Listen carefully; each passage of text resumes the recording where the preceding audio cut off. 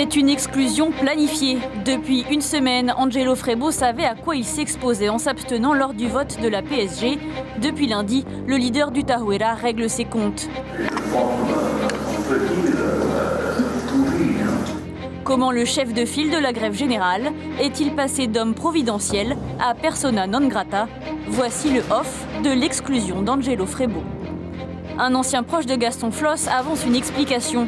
Frebo, c'était du cinoche pour Gaston Flosse. En le mettant sur sa liste, il espérait récupérer tous les mécontents de la réforme. On sait comment il manipule tout le monde. Infidèle tempère. C'était un gros risque pour Gaston Flosse de mettre des personnes qui débutent en politique. Aujourd'hui, il paie la facture. Car en commission, les deux anciens syndicalistes, Angelo Frebo et Vaïtea Legaïc, votent pour le texte. Parce qu'il y a des amendements.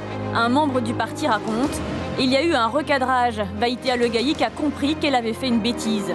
La consigne est claire. Tous les représentants doivent voter contre le texte sous peine d'être exclus du parti. Gaston Flosse a estimé qu'on passait pour des traîtres aux yeux de l'opinion publique. C'était un vote de principe sur lequel nous étions attendus. Vendredi, lors de la séance à l'Assemblée, tout le monde suit la consigne de vote, sauf Angelo Frebo. Mais un représentant du Tapura explique qu'il aurait pu encore aller plus loin. Frebo a été un peu déçu qu'on ne vote pas pour son amendement. Du coup, il s'est abstenu lors du vote final. Sinon, il aurait voté pour. Frebo a compris qu'on avait pris en compte ce qu'il demandait. Lundi, le conseil politique du Tahuera se réunit pour décider de la sanction d'Angelo Frebo. Ce dernier s'explique avant de partir en claquant la porte. C'était chaud, résume un des partisans présents. Désormais, où va siéger Angelo Frebo? Ce qui est sûr, c'est que personne ne se précipite pour récupérer ce nouvel élu sans groupe. Un membre du Tahuera prédit même: sa carrière politique est terminée.